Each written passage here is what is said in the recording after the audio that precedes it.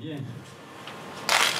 Je vous remercie de vous être déplacé pour cette conférence de presse sur l'avenir du système de retraite des médecins libéraux qui tombe en plein au moment de la concertation sur la réforme Macron du régime des retraites. On s'est intéressé à ce problème il y a plusieurs mois, l'UFML, et on a demandé à Frédéric Bizard de travailler sur ce sujet parce que ça fait des années qu'on s'aperçoit que les médecins sont en demande d'explications concernant le système de retraite, dès avant d'ailleurs la réforme Macron. On a une vraie inquiétude de la profession, on a des gens qui comprennent peu le système. Comme ils comprennent peu, ils sont d'autant plus inquiets, qui voient bien qu'ils ont des charges très importantes, que leur retraite n'est pas forcément mirifique, et puis surtout qui sont inquiets quant à l'effondrement démographique de notre profession et son avenir. Et la retraite fait partie de l'avenir. Donc je passerai la parole assez vite à Frédéric, juste pour vous dire qu'après son intervention, on donnera un petit peu les pistes de travail de l'UFML, syndicat, et pourquoi on pense que la profession dans son ensemble, pas d'ailleurs que les médecins, mais les soignants dans leur ensemble, doivent se saisir de cette problématique et la travailler de façon à ne pas laisser une concertation qui n'est pas forcément une négociation se dérouler et une réforme se mettre en place sans véritablement l'avis de ces acteurs. Merci Dr Marty pour cette introduction et de m'avoir donc proposé ce travail qui est un travail intéressant puisque moi j'ai essayé de théoriser un petit peu cette réforme du modèle social, notamment à travers mon dernier ouvrage pour un nouveau modèle social. Donc moi je suis favorable à cette réforme, à cette marche vers l'universalisation du système, comme je suis favorable à une refondation systémique du système de santé. Pas rentrer en détail, mais c'est que la triple transition que l'on vit transforme le risque pour lequel on a créé ce modèle social, que ce soit le risque maladie, le risque retraite, le risque chômage, avec ce vieillissement de la population, cet allongement du risque, qui est vrai pour toutes les branches de la sécurité sociale, qui transforme la stratégie de gestion de risque, et la révolution technologique, qui donne en fait les outils pour gérer les deux premières transitions. Et c'est pour ça que je pense que c'est assez dangereux de juste comme ça s'occuper de retraite de façon un peu indépendante des autres risques, parce que c'est une logique globale qu'il faut essayer d'expliquer à la population. Et c'est un sujet, c'est de loin le sujet le plus complexe. Et donc c'est pour ça que voilà, il faut un peu de pédagogie. La santé est probablement plus complexe que les retraites, mais on va voir que l'économique des retraites est un petit peu plus compliqué que ça en a l'air. Alors l'état des lieux, donc le système des retraites des médecins libéraux est à 3 étages qu'il faut déjà bien comprendre. Le premier, c'est un régime de base qui est commun à l'ensemble des professionnels libéraux. Vous avez 10 sections professionnelles, dont celle des médecins libéraux. Donc c'est la CARMF qui, par délégation de service public, pilote la section professionnelle. C'est un régime par répartition pure, c'est-à-dire qu'il n'y a pas de constitution de réserve proprement dite, et ça représente aujourd'hui 1/5 des pensions des médecins libéraux. Okay, donc régime de base. Et puis vous avez deux régimes complémentaires et supplémentaires. Le principal régime de la CARM, c'est le régime complémentaire obligatoire, l'Agirc-Arrco des médecins libéraux, qui représente 41% des pensions aujourd'hui, et qui a comme particularité extrêmement intéressante, qui est un mix de répartition et de capitalisation. C'est-à-dire que les cotisations payées par les médecins libéraux servent à la fois à payer les retraites des médecins libéraux retraités et aussi à constituer des réserves pour s'assurer de la viabilité, de la solvabilité sur le long terme du système des retraites. Okay, et le troisième régime qui est lié, qui a été créé au moment du début du système conventionnel entre l'assurance maladie et les médecins libéraux, hein, dans les années 70. La première convention signée était signée en 71 de mémoire. Les deux autres ont été créés au moment de la sécurité sociale, juste après 48 et 49. Celui-ci a été créé en 62, il est devenu obligatoire en 71. Donc il est lié à la mise en place d'un système conventionnel. Il est géré, donc il représente 35% des pensions. On va voir que c'est celui qui a connu un certain naufrage, qui a fait perdre un peu aux médecins libéraux la main sur ce système-là. Donc il est géré par la CARMF, mais la réalité c'est que c'est aujourd'hui quand même l'État qui fixe les règles du jeu, même si vous verrez que ça rentre dans les comptes de la CARMF. Et donc vous avez un financement public important, puisque c'est 2/3 des cotisations qui sont financées par l'assurance maladie pour les médecins de secteur 1. Je rappelle que les médecins de secteur 1 représentent 75%, donc une grande majorité des médecins aujourd'hui, même si dans certaines professions, comme en chirurgie, ils sont 85% en secteur 2. Mais donc pour 75%, les 2/3 des cotisations sont financées par l'assurance maladie. Alors, là vous avez quelque chose de fondamental qui est la démographie. La démographie passée et actuelle, on verra tout à l'heure la démographie future, qui est vraiment le pilier de réflexion pour un système de retraite, comme d'ailleurs pour beaucoup de sujets en économie. Donc vous avez ce qu'on appelle un ratio de dépendance, qui est en fait, en tant qu'actif, quel nombre d'inactifs j'ai à financer, hein, qui appelle la dépendance des actifs par rapport aux inactifs, qui a été diminué de 2,5 depuis 2000. Alors regardons un petit peu dans les détails, parce que c'est important. Combien de cotisants est-ce que vous avez? Dans le régime de base, vous avez 123 000 cotisants, comme dans le régime complémentaire, ce qui est assez normal puisque les deux sont obligatoires. Et puis vous avez le système d'ASV, où vous voyez que vous avez 121 000 cotisants, la différence étant les médecins qui ne sont pas conventionnés.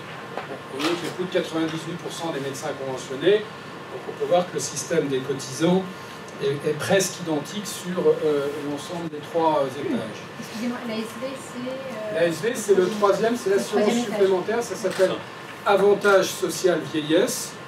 C'est le système mis en place en 62 quand il y a eu le conventionnement des médecins. C'est celui-là, c'est le régime supplémentaire obligatoire. Si vous voulez les slides après, enfin je peux. Donc ça c'est. Voilà. Donc ce que vous voyez, c'est que depuis 2000, je rappelle que la transition démographique, elle donne vraiment son effet depuis 2010, et c'est entre 2010 et 2030 que tout se passe. Hein, quand on parle du vieillissement démographique, c'est qu'il y a une intensité du vieillissement démographique historique que probablement, d'après les démographes, l'humanité ne reverra jamais. C'est entre 2010 et 2030. Donc on est en plein dedans. Et donc là, ce que l'on voit, c'est, vous pouvez vous dire curieusement, je vous donnerai la solution après, c'est que finalement le nombre de cotisants n'a pas baissé. Okay. Vous étiez à 123 952, vous êtes à 123, quasiment pas baissé, moins 0,7% sur 17 ans, c'est tout à fait marginal. Okay. En revanche, vous avez un ratio de dépendance qui a été diminué par 2,5, qui était de 4,8, c'est-à-dire que vous aviez 4,8 actifs pour un inactif, et vous avez aujourd'hui 1,9 actifs pour un inactif, un retraité, qui est lié au vieillissement démographique par le fait que vous avez un nombre de retraités, lui qui a considérablement augmenté, et qui a été augmenté de 2,2 sur 17 ans, qui était de 25 000 en 2000 et qui est de 64 000 en 2017. Okay. Donc ça, c'est l'évolution depuis 2000. Alors ensuite, vous avez par rapport à la pyramide des âges, qu'est-ce qui va se passer dans les 20 ans qui viennent? Alors là, vous voyez que les choses se compliquent, puisque la pyramide des âges pour l'ensemble des actifs en France est celle-ci. C'est-à-dire que vous avez 44% des actifs, hein, et 13 millions qui ont moins de 35 ans, 39% qui ont entre donc 44, et donc vous avez 66 qui ont plus de 35 ans, 39 qui sont entre 35 et 55, et 16% qui sont au-delà de 55 ans. Okay. L'âge moyen en France, je rappelle, autour de 41 ans. Quand vous regardez les médecins, le régime complémentaire CARMF, c'est 55% et pas 16% qui ont plus de 55 ans. c'est-à-dire 67 586 médecins cotisants libéraux, donc qui vont partir en retraite dans les 10-12 ans qui viennent. Okay. Alors, quand on ne connaît pas très bien le système, on se dit ça c'est mort. Et c'est d'ailleurs probablement ce que va essayer de convaincre, si j'étais en tout cas, je le vois, mais c'est ce que j'essaierai d'utiliser comme argument pour convaincre qu'il faut laisser le système. Alors, c'est un petit peu plus complexe que ça, mais c'est un élément important parce que si on laisse tomber toute possibilité du régime complémentaire, probablement qu'on facilite la mort lente de l'exercice libéral à terme. Parce que la condition de survie d'un régime complémentaire pour les médecins libéraux, c'est évidemment la démographie future libérale. Donc les deux combats vont de sens, si on considère que l'exercice libéral a une place demain dans le système de santé. Quand je dis une place, c'est-à-dire pas une place que pour les plus aisés, mais une place au cœur du système de santé de ville, comme il l'a eu ces 40 dernières années. Donc il y a cet enjeu-là d'avenir démographique. Parce qu'en fait, ce schéma qui paraît noir n'est pas désespéré, dans le sens où si vous regardez sur 10 ans, pour faire simple, considérons qu'on va perdre 65 000 de ces cotisants-là. Okay. Sur le rythme actuel, on est à peu près à 4 000 nouveaux cotisants par an. On devrait en gagner 40 à 45 000. Parce que je dirais, on a été dans le creux du fait du numerus clausus. Dans les 10 ans, on en perd 65, on en gagne 45. Et je vous laisse à votre réflexion, je vous donnerai la réponse tout à l'heure. Comment est-ce qu'on récupère les 20 000 pour ne pas perdre de cotisation? Mais vous allez voir que c'est quasiment déjà dans la boîte. Le vrai enjeu, c'est l'enjeu démographique dans les 10 ans qui viennent. Donc vous avez eu un effet principal qui a été la gestion du numerus clausus, dont les médecins sont peut-être en partie responsables, mais pas directement responsables en tout cas, peut-être qu'ils ne sont pas, mais enfin qui a été quand même un grand n'importe quoi, puisque vous avez vu pendant 20 ans, on a juste diminué par 2 le nombre de médecins formés, en partant d'un niveau qui était un niveau élevé mais non excessif. On était à peu près à 3,7 médecins pour 1000 habitants dans les années 70, ce qui était comparable, pays comparable de l'OCDE, mais on a mis dans la tête des dirigeants politiques que les médecins étant responsables des dépenses, si on voulait maîtriser les dépenses, puisqu'on était à un niveau de surdépense dans les années 80 par rapport à l'évolution du PIB, il suffisait de diviser par 2 le nombre de médecins et on aurait gagné le choix. Bon. Évidemment, c'était déjà oublié qu'il faut 12 ans pour former un médecin, donc vous avez des effets retard très importants. Et en fait, cette gestion de création de pénurie chez les médecins, évidemment, on le paye depuis le début des années 2000, puisque c'est là où vraiment on manque de médecins formés. Bon. Alors, donc ça a affecté les médecins salariés comme les médecins libéraux depuis 2000. Et si vous regardez maintenant les taux d'installation, taux d'exercice en médecine libérale, les dernières données qu'on a du Conseil national de l'ordre, on considérait que pour la génération 2007, des jeunes médecins sortis en 2007, 10 ans après, vous avez un taux d'installation qui est de 41. Alors juste après, l'année d'après la sortie du diplôme, donc en 2007, ils sont 14% à s'installer en libéral contre 0,9 en mixte et contre 84% en salarié. Donc juste après les études, très peu de libéral. Ça a baissé encore, puisqu'on est, si on prend les derniers chiffres d'installation 2017, on est à 9-10. Hein. Donc évidemment, c'est vrai que la politique menée est une désincitation à l'exercice libéral. C'est un débat, on va voir. Et si vous regardez 10 ans après, vous êtes à 41%. 10 ans après, c'est-à-dire 2017. Hein, bon, vous êtes quand même à 41% contre 47%. C'est-à-dire que les médecins sortis il y a 10 ans sont encore dans un taux important en installation libérale, on peut discuter de où, avec 11% de mix. C'est-à-dire que vous avez quand même, dans ce pays encore aujourd'hui, plus d'un médecin sur 2 sorti il y a 10 ans qui fait du libéral. Okay. Alors, il y a une chose qui est aussi très importante, c'est qu'en fait les médecins libéraux, la CARMF, a déjà fait la réforme Macron. C'est-à-dire qu'aujourd'hui, pas très bien su au sein des médecins libéraux, mais en fait vous avez un système de retraite à points qui vous permet véritablement de piloter le système et de choisir le moment auquel vous allez prendre votre retraite avec un système incitatif pour la prendre plutôt plus tard, parce qu'on sait que c'est un élément essentiel. Et là, clairement, les 62 ans du gouvernement, on sait que c'est intenable, mais ils ont mis en place un système qu'on appelle d'âge pivot, qui est qu'en fait, il était à 65 ans avant.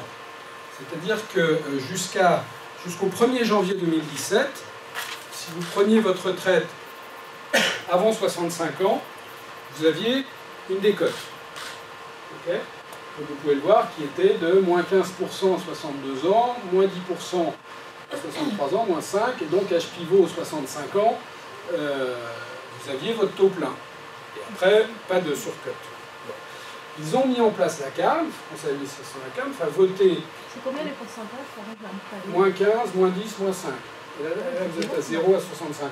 Ça, c'est l'ancien système avant la réforme qui a été votée en janvier 2016. Maintenant, dans le nouveau système, en fait, vous avez un système qui part à 0% à 62 ans pour s'aligner sur la loi et qui est un système de surcote. 5% en 63 ans, 10% à 64 ans, 15%, 18, 21, 24, 27 à 30, qui va jusqu'à 30% à 70 ans. Ça a remplacé le système. Ça a remplacé l'ancien système. Donc c'est de la surcote. C'est de la surcote. Mais pourquoi Alors, vous avez... cette réforme, en fait, je vous ai fait un petit impact économique pour voir finalement à chaque âge s'il y a des perdants avant ou pas. Et vous voyez que vous avez plutôt... C'est quasiment la même, ça revient en termes de valeur du point, parce que là vous aviez un point qui valait 78,55 € à 65 ans. Vous voyez que ce 78,55 €, aujourd'hui la valeur du point en 2017, il est à 68,30 €. Okay, il est là. Mais sauf qu'il est à 62 ans. Et donc vous retrouvez en fait l'ancienne valeur avec un système de surcote. Pourquoi est-ce qu'ils ont fait ça? Donc, entre l'ancien et le nouveau système, vous voyez que vous avez une valeur, c'est la valeur du point qui compte, on est d'accord. Vous étiez à 66,77 € si vous preniez votre retraite à 62 ans, vous êtes aujourd'hui à 68,30 €. Vous avez un gain de 2%. Là, vous êtes à 70,7, 71, 72. Là, donc plus 1%. 74, 62, plus 5. Donc vous êtes à 0, c'est la même chose à ce qui était l'âge pivot, 78,55. Voilà, et ensuite vous êtes à plus 3. Mais pourquoi est-ce que c'est chose importante? Les décotes sont plus violentes que les surcotes en fait. Pardon? Les décotes sont plus violentes dans l'ancien système que les surcotes dans le nouveau, parce que c'est du moins 5 à chaque fois. Alors absolument. Que là, mais alors, quelle est la logique? Quelle est la logique de cette réforme? Au-delà de faire de la retraite choisie. Il y en a une seule, comme d'ailleurs devrait être la logique de la réforme Macron. C'est évidemment d'inciter, sans qu'il y ait un âge strict de départ en retraite, c'est d'inciter, mais avec une vraie incitation économique, les gens à prendre leur retraite plus tard ou à cumuler un système d'emploi-retraite. Le système Agirc-Arrco aujourd'hui, qui est le principal régime complémentaire, qui couvre à peu près 22 millions de Français d'actifs, parce que là on couvre 123 000. C'est un système qui est tout sauf incitatif. Ce qu'ont fait les partenaires sociaux, c'est qu'ils ont mis l'âge pivot à 63 ans. Bon. Et si vous prenez votre retraite à 62 ans, vous avez une décote de 10% pendant 3 ans. Okay, et si vous le prenez à 64, vous avez une surcote de 10%. Si vous le prenez à 65 ans, vous avez une surcote de 20%. Si vous la prenez à 66 ans, vous avez une surcote de 30%. Et cette surcote ne marche que sur un an. Okay, tandis que là, vous avez un système qui augmente vos points à vie. Donc pour le coup, qui est un vrai système incitatif. Alors, ça n'a pas manqué, slide après s'il te plaît, c'est que vous voyez là, vous avez le schéma de l'augmentation des cumulants emploi-retraite, qui était en 2011 de 6 000 cumulants, qui est en 2018 de 12 000 cumulants, Voilà l'explication pour laquelle on n'a pas perdu de cotisants, parce qu'en fait on a perdu des actifs purs, mais on a exactement perdu autant d'actifs purs qu'on a augmenté le nombre de cumulants emploi-retraite. Je rappelle que les cumulants emploi-retraite, c'est un excellent levier pour équilibrer un système de retraite, puisque à la fois vous cotisez à fonds perdu, puisque vous n'avez pas plus de points, mais votre intérêt c'est d'augmenter la valeur de votre point, et l'intérêt pour les médecins libéraux, on verra tout à l'heure que la retraite c'est à peu près un tiers du revenu des médecins, c'est évidemment de conserver votre... Bon, enfin, un travail lorsque vous êtes bien portant, et même si vous avez plus de 60 ans, mais c'est de conserver un niveau de revenu bien supérieur au fait que si vous preniez votre retraite. Bon. Les cumulants gagnent à peu près 10 à 15% de plus que les actifs. Puisqu'ils ont leur retraite, plus une part d'activité, qui n'est pas en général de 100%, mais donc qui peuvent cumuler. Je ne vais pas rentrer dans le détail, mais il y a encore... Et je pense que ça fait partie, s'il y avait un groupe de travail qui se mettait en place, des choses qu'il faut négocier. Il y a encore des freins. Si vous n'êtes pas à taux plein jusqu'à 65 ans, il y a des freins, c'est-à-dire qu'il y a un plafond au niveau d'activité que vous pouvez avoir, qui, à mon avis, pourrait être levé sans problème, parce que c'est vraiment 100% bénéfique pour l'économie du système. Donc, le calcul du CNOM, j'ai fait de mon côté aussi, que j'arrive à peu près au même... Vraiment, si on prend les hypothèses raisonnables, c'est qu'en 2025, c'est-à-dire demain, là vous êtes à 12 000, vous aurez 35 000 cumulants donc emploi-retraite chez les médecins libéraux. 35 000 moins 12 000, vous êtes à vos 20-25 000 qui vous manquent tout à l'heure, ce que je vous ai dit, pour avoir un nombre de cotisants qui soit constant. Donc on verra tout à l'heure, donc les calculs actuariels, à partir des données qu'on a aujourd'hui, des données démographiques qui sont quand même extrêmement précises, comme on le sait, à 30-40 ans, la seule incertitude, c'est évidemment le taux d'installation dans les 15-20 ans qui viennent, mais permettent d'affirmer que le système CARMF, dans son état actuel, est parfaitement solvable pour passer la transition démographique et les 20 prochaines années dans des conditions tout à fait satisfaisantes. Mais je reviendrai là-dessus. Ce que Jean-Paul Delevoye remet en question ou pas Ça, je ne sais pas. Moi, j'ai été missionné dans le truc, mais on n'a pas parlé spécifiquement des médecins libéraux, donc je ne sais pas, mais il peut le remettre en question, en tout cas. Mais en tout cas, il faut le savoir. C'est-à-dire qu'on va voir sur l'analyse économique là, c'est que les réserves constituées par la CARMF et l'état actuel de la CARMF et les études actuarielles qu'on peut faire à 20 ans permettent d'affirmer que, tout en augmentant le niveau des retraites de façon raisonnable, on peut tout à fait passer, il restera 2 à 3 milliards de réserves plutôt que les 7 milliards existants, mais on restera sur... Ce que d'ailleurs affirme aussi Agir Carco, qu'à 70 milliards, mais 70 milliards, c'est bien moins que les 7 milliards des médecins, j'ai un petit tableau pour ça qui va vous montrer. Alors, dernière slide, le régime ASV a fait baisser les pensions. Je reviendrai sur le naufrage ASV à la fin du XXe siècle, qui est quand même une dimension. Là, vous avez l'évolution des retraites en fonction des trois, mais vous ne voyez pas beaucoup, je vais vous le lire, en fonction des trois niveaux. Donc, vous voyez que vous êtes à une retraite qui est passée de 31 970 en 2012 à 31 693, c'est-à-dire qui a perdu 1%. En valeur nominale, si vous regardez... Ça, c'est la retraite moyenne. Retraite moyenne des médecins libéraux. 31 693, vous l'avez là par an, par mois, 2643, répartis dans les trois régimes, régime de base, régime complémentaire vieillesse et donc l'ASV, vous voyez 21%, 44%, 35%. Vous voyez là la répartition.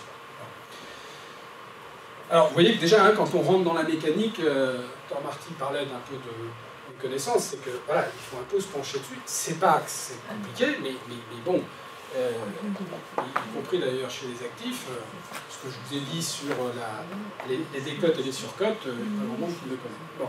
Donc là, il y a juste un point que je voulais mentionner, c'est que, parce qu'à mon avis, ça rentre dans la psychologie de la négociation, c'est que les médecins, et on va le voir dans les cotisations, ont fait un effort considérable ces 15 dernières années pour permettre à la CARMF d'être solvable durablement, dont une perte de pouvoir d'achat. Si je remonte à 2000, vous voyez que là, elle est de 1% en valeur nominale Donc en valeur réelle, si je prends en compte l'inflation, elle est de l'ordre de 8%. Les médecins perdent 1,5% à peu près de pouvoir d'achat chaque année. Si vous revenez depuis 2000, les médecins ont perdu exactement 15% de pouvoir d'achat du fait de pensions qui n'ont pas été suffisamment revalorisées. Et si vous mettez l'impact fiscal des mesures qui les touchent comme l'ensemble des autres Français, les médecins libéraux ont perdu, retraités, ont perdu depuis 2000 20% de pouvoir d'achat. Donc ça s'est fait au prix fort, et on verra sur que les cotisations, les médecins libéraux actifs ont participé à cet effort avec des cotisations qui ont très sensiblement augmenté, évidemment pour remettre à flot le système. Ils ont perdu 15% du fait des non-revalorisations de pension et 20% si on ajoute. Et 20% si on ajoute l'impact fiscal. D'accord. Ouais, pas 5%. C'est quoi l'impact fiscal? C'est par exemple les 10%. Spécifique aux médecins, non, c'est l'impact, c'est la CSG, c'est les 10% qui n'étaient pas fiscalisés de surcote au 3e enfant, c'est un certain nombre de mesures qui sont ajoutées mais qui ne sont pas spécifiques aux médecins libéraux. Bon. Alors, quelques mots sur le plan économique. D'abord, ce qu'on peut dire, souvent ce qu'on entend, c'est bien un gros régime unique, ça va permettre de faire les économies. On sait que ce n'est pas le cas, même si l'atomisation excessive peut entraîner des surcoûts. Mais ce qu'on voit, c'est qu'un régime comme la CARMF, en matière de frais de gestion, notamment avec une forte baisse ces 8 dernières années, a des taux de gestion, de coût de gestion de 1,15, un peu moins d'1,2. Pour Agir Carco, même avec 22 millions, ils vont juste fusionner là, donc ils sont à 2,7. Et le régime de base, la CNAV, est autour d'un peu moins de 2%. Là, on ne peut pas dire qu'il faut supprimer la CARMF parce que ça peut entraîner des surcoûts. Et là, vous avez l'évolution des réserves depuis 1991, avec évidemment en prévision de ce choc démographique, une forte hausse depuis 2000 de la constitution de réserve. Je rappelle que c'est un système par répartition, mais c'est un système mixte par répartition et par capitalisation. Et donc avec la constitution, si on prend juste le régime complémentaire obligatoire, qui permet d'avoir au 1er janvier 2018 5,74 milliards d'euros de réserve. Et quand on est à 6,8, tout à l'heure je vous dirais, vous pouvez retenir le chiffre de 7 à peu près aujourd'hui, c'est que même si ce n'est pas des systèmes par capitalisation, l'autre régime a aussi un peu de réserve, donc quand vous les mettez tous ensemble, c'est exactement à 6,8. Il y a une question? Analyser la SV plus le... Oui, la SV plus le reste. Ok, slide suivante.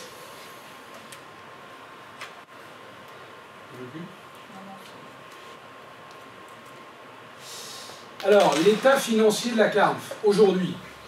Dans quel état est la CARMF? D'abord, vous avez, depuis 2000, l'évolution. Vous avez en rouge le résultat technique, c'est-à-dire cotisation moins prestation. Okay. Vous avez en bleu le résultat financier, qui sont liés au placement financier des réserves. Et puis, vous avez en gris le résultat total, le résultat technique, moins résultat, plus résultat financier. Bon. Ce que l'on voit, ce qui n'est pas surprenant, c'est que le résultat technique est dans le rouge depuis 2015. Ce n'est pas surprenant, c'est l'évolution démographique. Vous avez là, pour les différents régimes, le complémentaire vieillesse, l'ASV, ça c'est un régime de prévoyance, j'en parle pas, que gère la CARMF aussi. Et donc le total général 2017, c'est 1,923 $, c'est-à-dire ASV plus complémentaire vieillesse. Mettons de côté le régime prévoyance. Et en 2016, c'était 1,879 $. Donc vous avez quasiment 2 milliards de cotisations. Alors, ce que vous pouvez voir, c'est que sur les cotisations, je n'ai pas le détail 2016, donc je peux vous dire. Sur les cotisations, vous avez une hausse des cotisations 2016 à 2017. Le compte de résultat 2017, c'est le dernier qu'on connaît officiellement. Donc, on est aujourd'hui encore dans une dynamique de hausse de cotisations pour ce régime.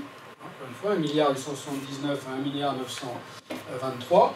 Mais quand vous regardez juste le régime complémentaire vieillesse, vous voyez qu'il est dans le rouge, puisque je suis à 900 à un niveau de charge d'1,88 milliard contre un niveau de cotisation de 962 000. Vous voyez que je suis bien dans le rouge puisque j'ai plus de prestations si je prends le régime complémentaire. Et ça va être vrai jusqu'aux années 2030. C'est-à-dire que le régime va être structurellement déficitaire. Vous voyez que ça, c'est de l'ordre de à peu près 110-120 millions. Il va être structurellement déficitaire jusqu'au début des années 2030. Mais évidemment, ce qui compense cette baisse-là, puisque vous voyez que là, le résultat total, il reste positif. D'après mes calculs, dès 2018, le résultat global sera déficitaire, c'est-à-dire que le résultat financier ne compensera plus le résultat technique, et donc il faudra taper dans les réserves dès 2018 pour... Maintenant, si vous faites... Elles ont été constituées pour ça, les réserves. Les réserves sont constituées pour ça, on est d'accord. C'est pour ça qu'on fait des études actuarielles sur le long terme, et quand vous prenez des hypothèses basses, vous vous apercevez que vous aurez au maximum 4 milliards dans les hypothèses les plus pessimistes, des 6,8 milliards des retraites qui devraient être consommées le temps de la vie déficitaire, je dirais, du régime. Combien? 4 milliards. 4 milliards sur les... maximum. Sur les 6,8 au total. Sur les 5,8 si on ne prend que le régime complémentaire obligatoire. C'est clair ou je sais que c'est clair? Bon.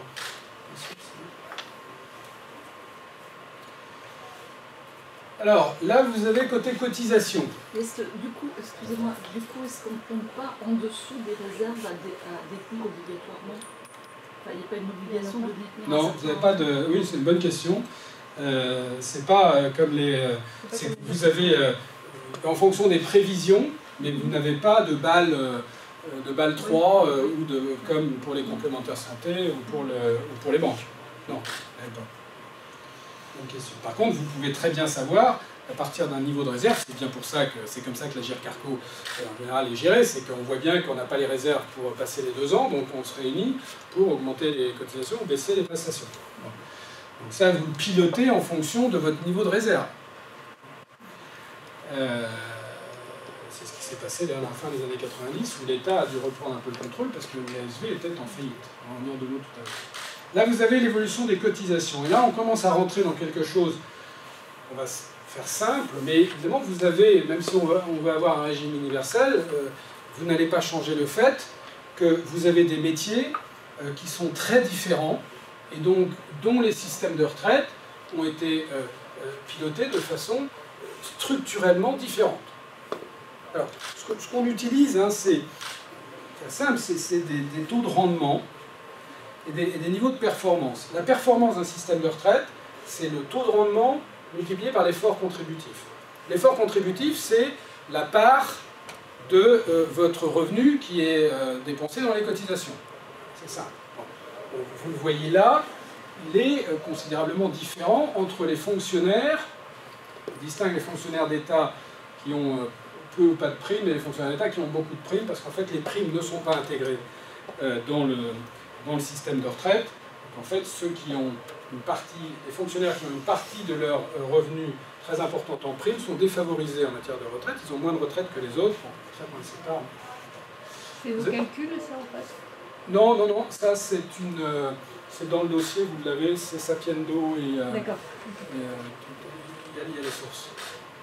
Non, ça c'est officiel. Vous n'avez pas confiance dans les chiffres? Non, non, c'est pour savoir si c'était différent de ceux de Sapiendo, justement. Non, non, c'est Sapiendo. Et comment ça s'appelle la boîte de... Et l'Humanis. Non, c'est pas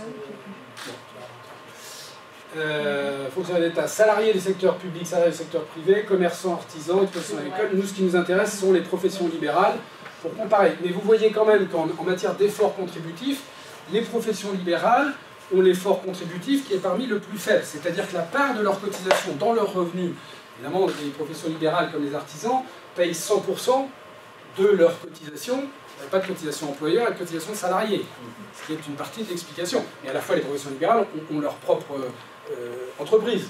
C'est pas que leur denier, entre guillemets, personnel, mais il y a un mélange de l'enveloppe est la même quand on est profession libérale par rapport à son entreprise. Bon. Mais donc l'effort contributif, du fait de cette particularité-là, alors qu'il est de 29%, il faut savoir qu'un salarié aujourd'hui paye 28% de son salaire brut en cotisation de retraite, un médecin paye à peu près 15%. Alors, évidemment, cette contribution elle est variable en fonction des revenus. C'est un système qui est assez régressif, puisque plus vous gagnez, plus la part est faible. Vous avez là 21%, ça c'est les revenus des médecins libéraux, 20 000, et ça va jusqu'à 198, mais prenons 80 000, qui est à peu près pour le secteur 1 la moyenne des revenus. Un médecin de secteur 1 va payer 17%, 17,6%, c'est-à-dire 14 000 euros de cotisation retraite sur un revenu de 80 000. Un médecin de secteur 2 qui gagne 80 000 euros va payer 20 000 euros, soit 25% de son revenu. Pourquoi c'est différent? Parce que c'est pas pris en charge par l'assurance maladie. Voilà. Donc vous voyez que vous avez un différentiel d'à peu près 6 000 euros. Voilà. Et le différentiel de 6 000 euros, qui est la part prise en charge par l'assurance maladie. Donc vous voyez qu'évidemment, le médecin de secteur 1 gagne un peu moins, même si souvent le médecin de secteur 2 bosse moins tout en gagnant autant, mais bon, en tout cas, il gagne globalement un peu moins. On est à peu près à 80 000 contre 110 000. Hein. La moyenne des revenus des médecins, c'est 90 000 euros. Mais vous voyez qu'il y a cet effet compensatoire de la retraite qui est non négligeable. C'est le chiffre d'affaires ou le bénéfice? Mais, non, non, c'est revenu. C'est pas chiffre d'affaires, c'est le revenu. Revenu.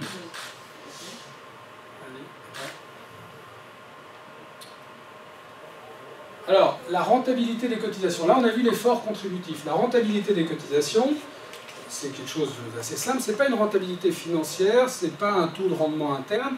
C'est tout simplement de savoir combien 100 euros de cotisation vont rapporter en rente annuelle lorsque je serai en retraite.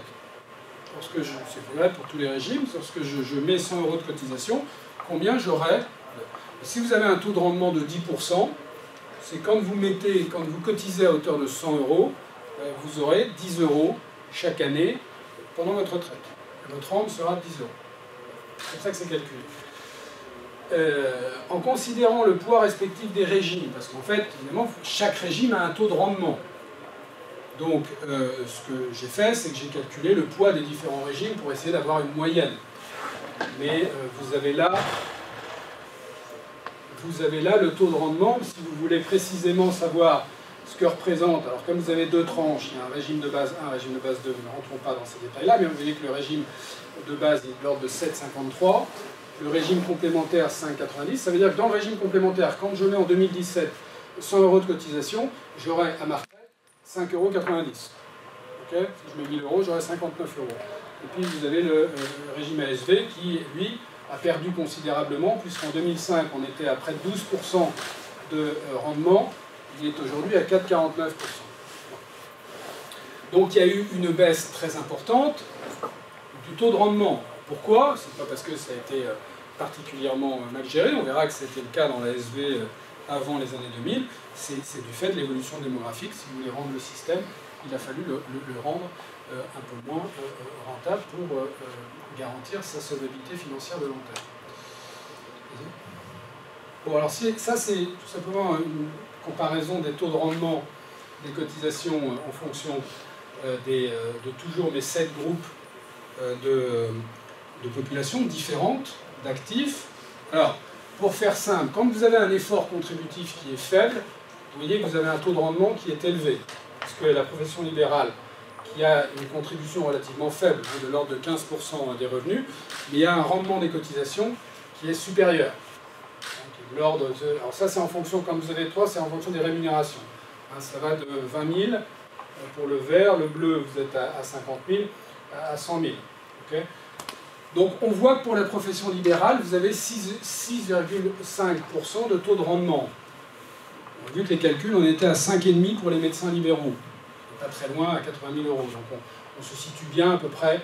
Donc avec un taux de rendement qui est nettement supérieur. Mais vous voyez que... C'est combien pour les salariés juste pour les salariés, vous êtes à 4,5. À 4,5. Mais on va passer à la réforme Macron après. Il y avait deux choses dans la réforme Macron, c'est qu'un euro cotisé doit apporter les mêmes droits, quel que soit le moment où je cotise. Vous savez qu'aujourd'hui, on prend les 25 années ou les 6 mois en fonction des statuts, non ? Et quel que soit le statut. Alors, autant quel que soit le moment où on cotise, ça c'est facile à régler, puisque le système universel de retraite à points, le fait que tout le monde soit sur un calcul de points, par définition, traite cette question-là.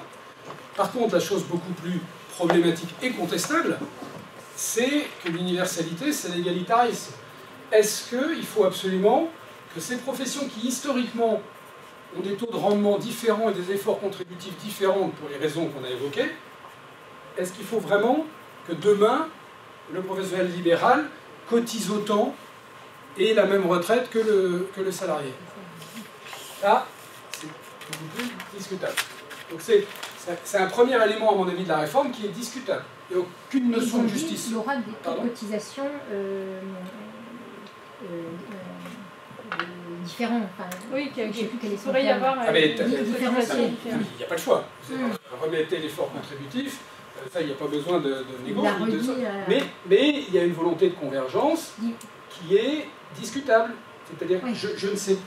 On remet l'effort contributif, ça c'est sûr, et d'ailleurs c'est ce qui est demandé au syndicat de médecins, c'est de dire bon ben faut qu'on discute parce qu'il va falloir qu'on fasse converger, on va y aller probablement, mais de combien on augmente l'effort contributif? Il faut pas.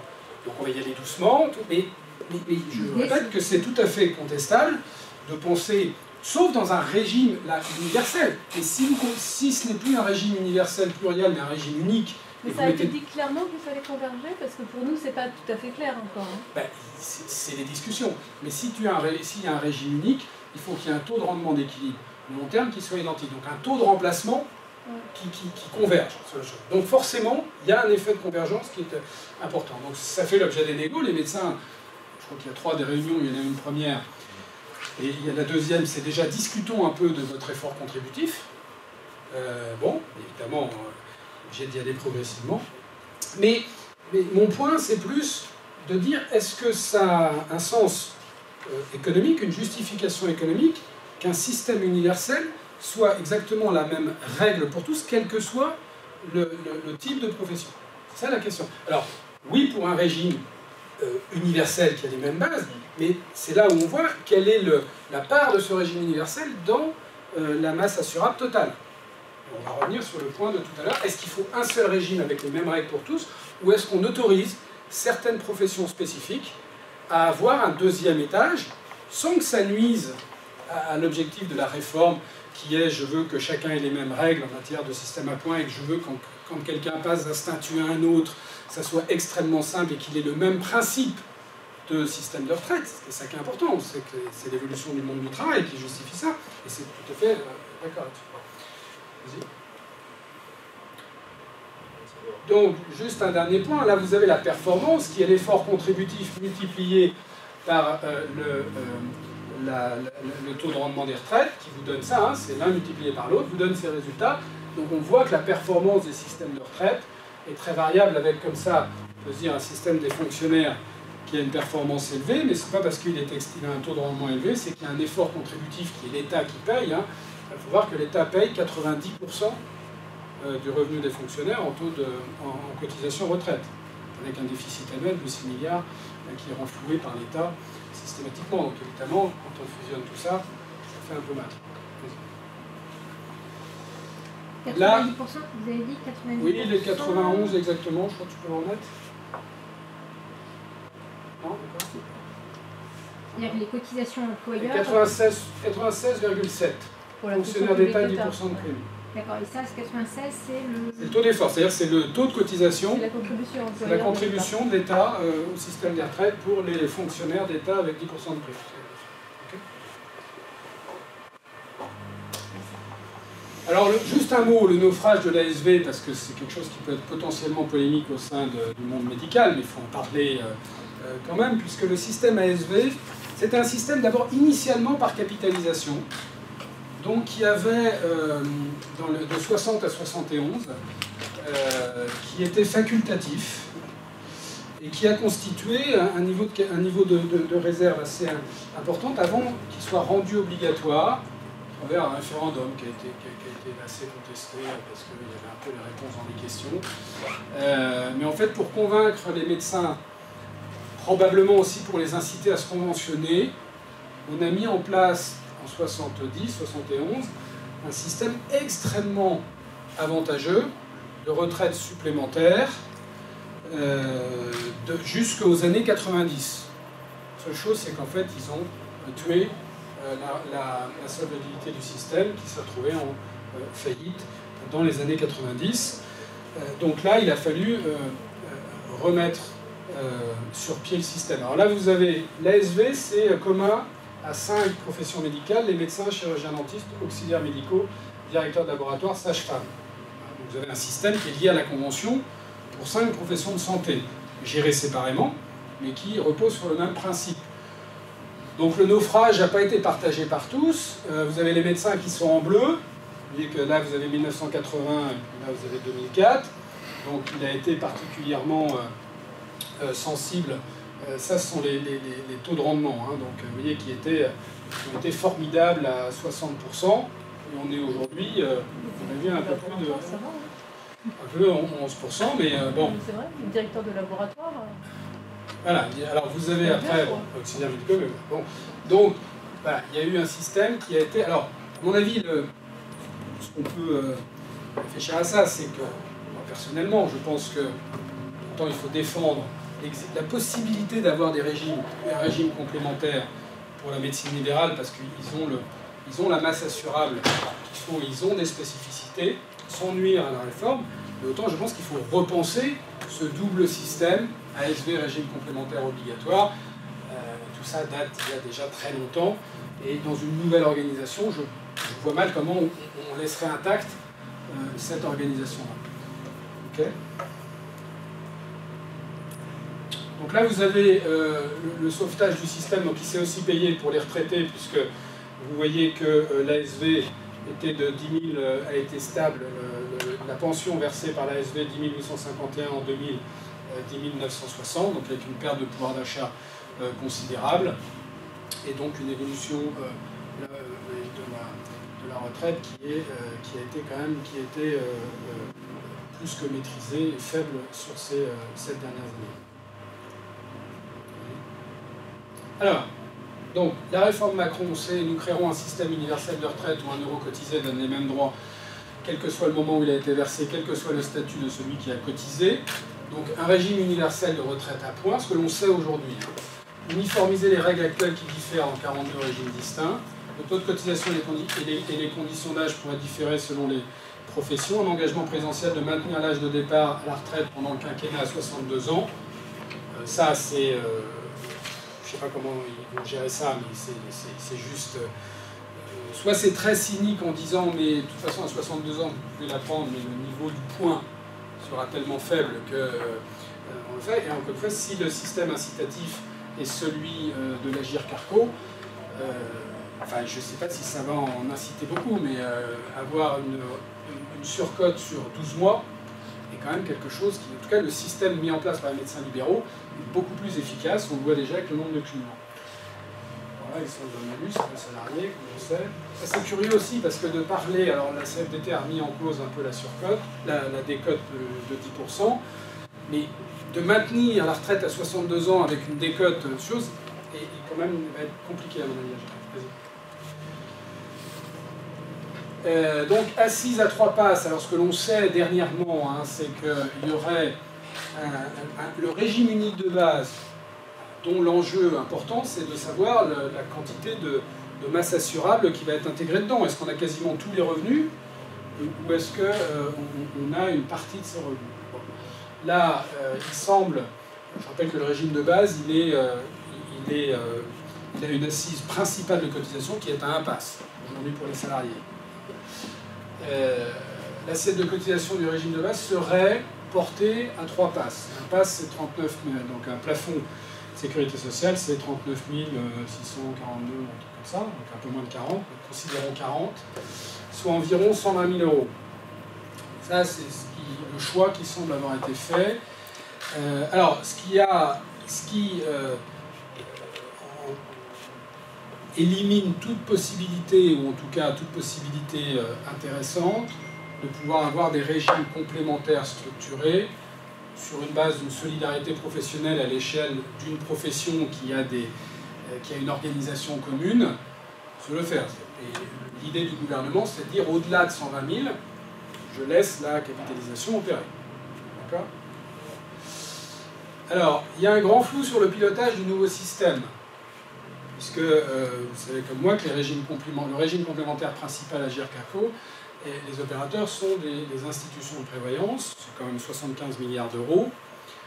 Donc là, il y a un grand flou et que c'est géré par les partenaires sociaux, mais dans un régime unique, probablement étatique, de ce qu'on peut savoir, qui va piloter quoi? Est-ce que les partenaires sociaux vont être complètement écartés?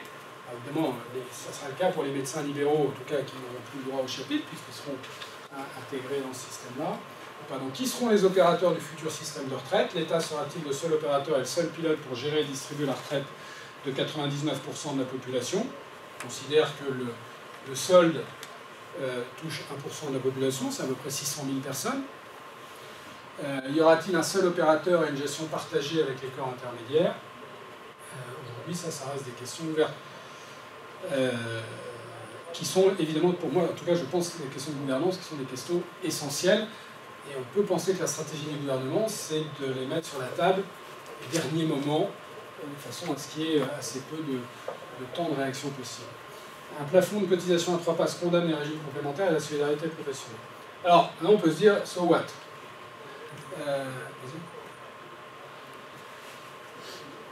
Donc, alors au bénéfice de qui? Est-ce que véritablement, quand on regarde simplement l'intérêt général, sans se préoccuper des intérêts des médecins libéraux, quel intérêt aurait ce régime unique à 120 000 euros? Ça pose un problème par rapport aux petites retraites. Alors, il y a un risque de dégrader les retraites des bas revenus, sauf à mettre en place une usine à gaz d'aide sociale, ce qui est prévu d'ailleurs, puisqu'ils sont en train de travailler sur un système. On ne sait pas trop où ils vont prendre l'argent, on va un peu diminuer les impôts, mais apparemment, ce qu'on appelle les hauts revenus, on ne sait pas trop à partir de quel niveau ça démarre, mais en tout cas, aurait une contribution spéciale pour assurer que le niveau de retraite des bas revenus, puisqu'il y aura un taux de remplacement, je rappelle qu'aujourd'hui, le taux de remplacement, il va de 50 à 75%, il diminue en fonction de la hausse des revenus. Il est d'autant plus faible que vos revenus sont élevés. Bon. Mais là, on tendrait vers un taux de... Ça fait partie de l'économie des retraites, mais il faut savoir qu'on tendrait vers un taux de remplacement qui serait, in fine, sur le long terme, unique. Donc il faudra mettre en place un système de prestations sociales pour les bas revenus. Pas simplement le minimum de retraite qu'on voit, qui est en fait le minimum de retraite, c'est pas pour les bas revenus, c'est pour les gens qui ont eu une carrière professionnelle extrêmement hachée ou pour différentes raisons. C'est bon. Donc c'est une première chose. Donc le modèle contributif, il ne marcherait pas pour tout le monde. Et sans compter voilà, usine à gaz qui est avec des effets de seuil, tout ce que l'on connaît dans d'autres systèmes. Le gouvernement envisagerait une contribution de solidarité sur les revenus au-delà des 3 passes pour remédier à cela. Cela éloignerait les bas revenus du modèle contributif, renforcerait l'étatisation du système avec un financement par l'impôt. Seules les classes les plus aisées auront de la flexibilité dans la gestion de leurs pensions. L'autre argument, c'est de dire, est-ce que finalement, il faut confiner la capitalisation aux vraiment très hauts revenus? Et est-ce qu'il faut que les autres aient juste un régime unique, ce qui, évidemment, en matière de flexibilité, en matière de réponse à des professions spécifiques, évidemment, est, de mon point de vue, questionnable. Puisque là, bye-bye la capitalisation pour le plus grand nombre des Français. Est-ce que c'est une bonne chose? Je posais la question. Dans un contexte de dette publique élevée, dès que la conjoncture économique se dégradera, la valeur du point sera diminuée. Le dernier point, c'est de savoir d'où on part. Parce qu'on part avec un niveau... savoir que c'est 13,8 points de PIB, très exactement, les retraites. C'est de loin la dépense publique la plus élevée en France, et c'est la deuxième, et l'Italie qui est un petit peu au-dessus. Mais il faut savoir que dans l'Allemagne, c'est 10%, et on est autour de 9% en moyenne des pays de l'OCDE. Donc c'est 4 points de PIB qu'on a en plus. c'est près de 40% du surplus de dépenses publiques qu'on a. Donc, ce qu'a dit d'ailleurs M. Delevoye, c'est qu'il a dit on ne fait pas ça pour faire des économies, mais ce que je peux vous dire, c'est qu'on est au plafond. On ne va pas aller au-delà de la dépense. On doit, si ça bouge, bouger que par le bas, mais je ne dis pas que c'est pour faire des économies qu'on fait ça, parce qu'il sait bien que sinon, ça risque pas être très populaire. Ça, c'est un premier point. Donc, on ne peut aller qu'à la baisse. Deuxième point, c'est que en matière de dépenses publiques, une fois, si on veut véritablement baisser les dépenses publiques, il va falloir baisser un peu ce niveau de retraite. Donc, on peut imaginer le yo-yo, sans compter l'évolution de la conjoncture économique, qui fait que lorsque vous êtes dans une conjoncture normale ou bonne, ben, vous pouvez maintenir les dépenses publiques, mais lorsqu'on va être dans des conjonctures dégradées, et bien possible que ce soit le cas dans les 2-3 prochaines années, ben, on sait que là, il va falloir faire des économies, non pas pour baisser la dépense publique, mais pour la maintenir. Bon. Donc, c'est ce qui s'est passé en Suède. D'ailleurs, je rappelle que la Suède, dont on parle beaucoup, a un plafond de son régime universel qui est de 50 000 € à peu près, et a vu sa valeur du point faire énormément de yo-yo, notamment, et baisser sensiblement quand il a fallu baisser les dépenses publiques. Donc, il n'est pas, on va dire, déplacé de dire qu'on risque quand même d'aller vers une baisse des retraites, sans compter l'effet 62 ans, significative des classes moyennes avec ce régime unique. En tout cas, ça me paraît impossible de promettre aux médecins comme aux autres, sur le long terme, que leur retraite ne va pas baisser durablement pour la classe moyenne. Alors, maintenant, si on se préoccupe des médecins, bon, il y a plusieurs raisons, j'en ai mis comme ça quelques-unes. Universalité pour lequel est-ce que une CARM peut repenser, je pense, aussi bien dans sa gouvernance que dans l'organisation de sa région.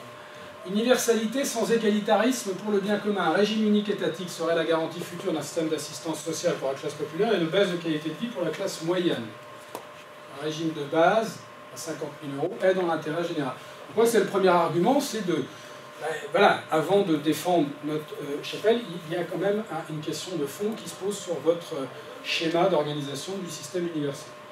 Une caisse compatible avec la réforme est viable, c'est qu'il se trouve que la CARM a fait, notamment avec cette retraite de temps choisi, les réformes qui font pour d'une part être compatible avec le nouveau régime de base qui sera à point, donc sans problème d'additionner de régime, et puis même si vous êtes salarié en mixte, vous aurez le même système de retraite à points, donc ça sera tout à fait facile à piloter. Et avec un système incitatif qui garantit quand même, on devrait passer de 12 000 médecins cumulants à 35 000. Des réserves qui font partie du patrimoine des médecins libéraux. Les médecins libéraux considèrent des réserves de près de 7 milliards, c'est 6-8, c'est pas plus, qui sont leur patrimoine et garantissent la pérennité de leur régime spécifique. Je vais revenir dessus.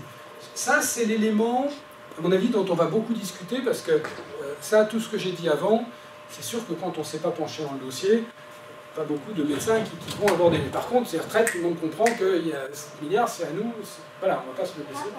C'est parce que dit monsieur, sur la propriété des réserves, il a lancé une enquête, Delevoye a lancé une investigation juridique auprès du Conseil d'État. Voilà, sûr, parce qu'il dit toujours, mais personne n'est propriétaire de rien. Ni la GERCARCO, même la CAPI obligatoire de la... La GERCARCO n'est pas propriétaire de ces 60 milliards, et les médecins... Je vais revenir sur ce point. Parce que, une fois, il y a des choses, là, votre point, il est juridique. Il n'est pas dans la réalité de la chose. Ces retraites n'ont pas été constituées à partir d'épargne d'autres professions. Ce ne sont que les cotisations et rien d'autre. Oui, ce sont les prélèvements obligatoires, non Ah bah oui, les retraites, c'est des prélèvements obligatoires. Oui, et donc il dit que ça n'appartient pas aux cotisants. Ah mais bien sûr que ça... Non mais attendez, sur un plan juridique, il a raison qu'il y a en effet une zone grise. C'est une zone grise, parce que la FO a dit qu'ils allaient attaquer autre, c'est une zone grise. Non, l'argument qu'il peut utiliser, c'est de dire, vous avez constitué des retraites, c'est des réserves, pour que votre système soit viable demain. Donc moi, pour que mon système soit viable demain, je les intègre dedans. C'est ça la question qu'il peut dire. Mais c'est pour ça que c'est une zone... Enfin, je vous affirme pas que... Là, mais ce ne sont que les médecins et rien que les médecins qui ont constitué cette retraite. Donc aujourd'hui, au jour J, cet argent appartient aux médecins, mais il appartient aux médecins pour financer demain leur retraite. Donc si l'État élu décide que le système demain ne sera plus celui-là, il peut dire, moi je le récupère parce que je vous offre un autre système. Bon. Sauf que c'est mutualisé, forcément. Vous voyez, c'est ça la question de... Mais c'est pas noir ou blanc, hein. C'est une discussion. Mais on va voir que c'est quelque chose qui est beaucoup plus sensible pour les médecins pour une raison d'ordre de grandeur. Une solidarité professionnelle au cœur de la mission des médecins. Alors oui, cette solidarité professionnelle, est-ce qu'elle fait sens pour les médecins? C'est la question aussi. Bon, quand on connaît un peu la médecine, je ne connais pas aussi bien que Dr Marty et les médecins qui sont là, mais enfin, on sait bien que cette notion de confraternité, au-delà de tout ce qui est corporatisme, bon, ça existe, on travaille sur l'humain. Voilà, c'est qu'on soit libéral ou d'ailleurs salarié, la carrière professionnelle d'un médecin, alors libéral est exacerbée avec l'indépendance professionnelle qui est encore plus forte, et la responsabilisation qui est plus forte, mais elle présente des caractères spécifiques. L'effort contributif des professions libérales est plus faible que celle des salariés. L'autre spécificité, ben, c'est cette acceptation que je contribue moins, mais que j'ai une retraite plus faible, qui est acceptée chez les médecins. Moins de 20% des revenus pour les médecins libéraux. Donc il y a une solidarité professionnelle qui fait sens. J'ai mis la phrase, Hippocrate l'avait déjà dit, bon, le devoir d'assistance de ses confrères, le devoir, bon, il y a quelque chose qui est, on peut considérer que ces valeurs-là, mais quand même, ce système de retraite incarne ces valeurs qui sont spécifiques à la médecine. L'étatisation de la retraite des médecins libéraux accélérera la mise sous tutelle de l'État, surtout si on va vers ce système étatique-là, bah, c'est-à-dire que c'est une perte d'indépendance. Je ne dis pas que c'est la mort de l'exercice libéral à cause de ça, mais enfin c'est clair que ça l'affaiblit. C'est-à-dire que ça c'est un moyen quand même de montrer la spécificité d'un exercice libéral si on considère que l'exercice libéral a un intérêt de dans le système, et si on considère que c'est un intérêt, ça c'est un outil pour le défendre. Encore une fois, ça ne doit pas être le seul, c'est pas le seul, mais ça fait partie des choses. Alors, sur le point des réserves. La CARM dispose de 18 fois plus de réserves par cotisant qu'Agirc Arrco. Excellent article. C'est cool. C'est que vous avez 118 milliards de réserves dans l'ensemble des régimes complémentaires obligatoires. Et vous en avez 6 milliards 790 dans la CARF.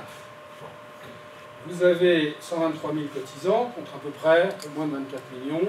Si on prend donc vous voyez que vous avez 0,5% de l'ensemble des cotisants pour 6% des réserves.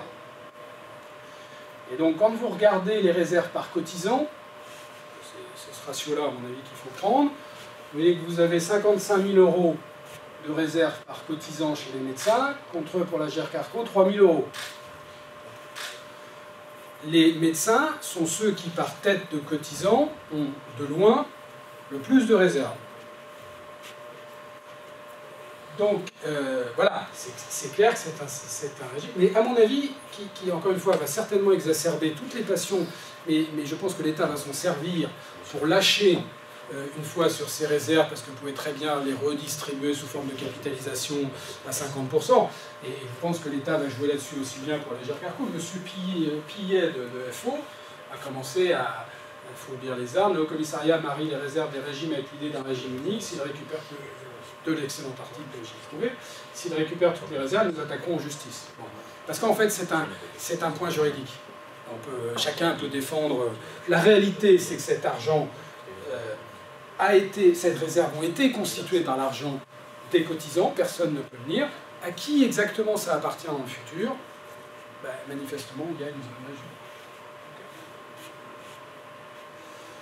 Bon, en conclusion, la mise en place de la réforme systémique souhaitée par le président Macron est nécessaire pour le pays et ne peut se traduire par un régime unique étatique supprimant toute solidarité professionnelle, tout loin de peu ne devrait pas, toute solidarité professionnelle et flexibilité de gestion pour la classe moyenne, en transformant le système en assistance sociale pour les plus démunis. Créer un régime universel de base plafonné autour de 50 000 € et laissant une flexibilité de gestion au-delà de ce plafond et l'intérêt général que devraient défendre les médecins libéraux avec la reconstitution, et je ne suis pas sûr qu'il y ait beaucoup de travaux là-dessus aujourd'hui, parce que ce n'est pas l'intérêt de l'État, ce n'est pas à l'État de le faire. Mais comme c'est un sujet complexe, j'ai quand même le sentiment, parce qu'on est dans un simulacre de négociation, puisque en fait, vous avez des PowerPoint, le commissaire reçoit les intels avec des PowerPoint. Si vous n'êtes pas d'accord, c'est tant pis pour vous. Pourquoi vous sortez le chiffre de 50 000 euros en fait?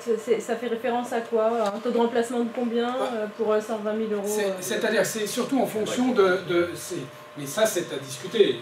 Avec 50 000 euros, vous avez à la fois assez de revenus pour considérer que 100% des Français vont être là et vous avez un vrai régime universel avec des règles uniques, mais tout en permettant l'existence de revenus. Ça fait quoi comme taux de remplacement pour un SMICAR par exemple? Ça fait un calcul. Moi, c'est pas, je ne vais pas te dire de bêtises, mais enfin, ça sera au-delà de 70, entre 70 et 75. D'accord, comme aujourd'hui.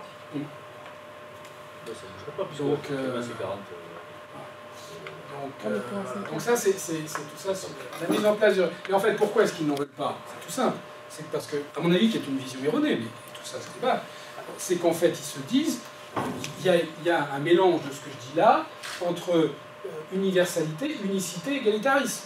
C'est-à-dire qu'on considère que le régime universel, c'est le même pour tous et qu'on ne veut plus qu'une personne ait 2 ou 3 régimes. Mais le problème aujourd'hui de la multiplicité des régimes, c'est de la diversité des règles de calcul, qui fait qu'en effet, quand on a un UIT point et puis un autre, c'est juste très compliqué à gérer. Enfin, soit on considère que le numérique n'est pas pour tout le monde, mais enfin, c'est un jeu d'enfant une fois que vous avez les mêmes règles pour tous. Donc je pense qu'il ne faut pas confondre universalité, unicité et égalitarisme. Je pense qu'il y a des professions qui ont leur spécificité et qu'il faut intégrer dans un système de retraite tout en respectant les objectifs qu'on peut avoir. Et universaliser vers le haut et pas égaliser vers le bas. C'est toujours le problème de l'universalisation. Est-ce qu'on veut aller vers un modèle à l'anglaise qui est juste un filet de sécurité et puis le reste se débrouille? Est-ce qu'on veut... Enfin, tout dépend un peu de ce que l'on veut, mais je pense qu'il faut universaliser par le haut, c'est-à-dire que ça soit bénéfique aussi, et c'est pas au plus démunis, c'est à la classe moyenne et populaire. Et je suis prêt à débattre que pour la classe populaire, je ne suis pas sûr qu'ils aient envie d'un système qui ne leur soit pas aussi dédié et qui fonctionne avec des prestations supplémentaires. Et je suis prêt à débattre que la classe moyenne ne peut pas être gagnante dans les 20 ans qui viennent en matière d'évolution du système de retraite, tel qu'il est là. Voilà. Alors, vous l'avez compris, le système est complexe, voire très complexe, et très inconnu en fait de la population médicale. C'est pour ça qu'on a voulu un petit peu dégrossir les choses, parce qu'on va... il se trouve qu'on débute un Tour de France là, très bientôt, donc on va rencontrer les professionnels un peu partout, et on mettra à l'ordre du jour la réforme des retraites et son explication. Alors on n'est pas du tout contre, nous, le fait de mettre en place un régime de base universel. Simplement ce qu'on dit, c'est ce que nous a démontré Frédéric Bizard, c'est qu'on ne veut pas 3 plafonds annuels de sécurité sociale.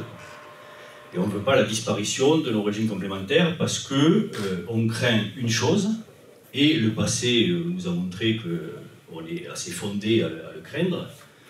On craint une chose, c'est l'étatisation du système, et c'est la même mise de l'État sur nos capacités contributives et sur nos taux de retraite. Parce que ça serait une réelle menace sur l'existence même du système libéral. Or, on est dans un système qui est extrêmement fragilisé. On voit bien, et ces graphes l'ont montré, qu'on a plutôt moins de taux d'installation au sortir de la faculté qu'il y en avait il y a quelques années. Alors certes, au bout de 10 ans, on s'y retrouve, on a près de 40% de gens qui s'installent, mais ça veut dire qu'aujourd'hui, il faut 24 ans, près de 24 ans, pour que quelqu'un s'installe. Et si on crée un peu plus de doute quant à la pérennité de l'exercice, parce qu'on ne sait pas trop où on met les pieds, parce que l'État garde une possibilité un peu d'effet tampon en jouant sur les cotisations, mais on va mettre un peu plus de temps à s'installer, ou on va craindre un petit peu plus l'installation libérale, et ça va encore plus déstabiliser le système. Donc c'est une vraie crainte, quoi. Et puis, il vous l'a dit, il m'a un peu enlevé des arguments, mais il est évident qu'on n'est pas des professions comme les autres, du fait de la durée des études. du fait d'une durée de profession qui est bien moindre que les autres professions, et donc de fait, des cotisations qui sont moins élevées que les autres et qui sont acceptées par la profession, comme il a dit. Et donc, de fait, sur un système universel, probablement une augmentation des cotisations, et encore une fois, là aussi, la baisse de cette stabilité économique et ce risque pour la profession.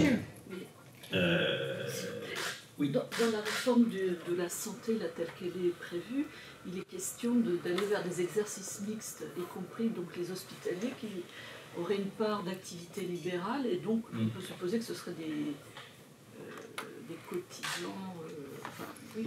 Oui, mais ça n'empêche pas, c'est bien pour ça qu'on dit qu'il faut que le régime de base soit universel, et notre système a devancé l'appel, comme il le disait, puisqu'on a déjà un système à points et à retraite choisie, donc c'est déjà fait pour nous, mais ce que l'on craint, c'est ces fameux 3 plafonds annuels de la sécurité sociale qui paraissent être quasi imposés par l'État, puisque, comme il le disait, on est plus dans une concertation qu'une négociation, quoi.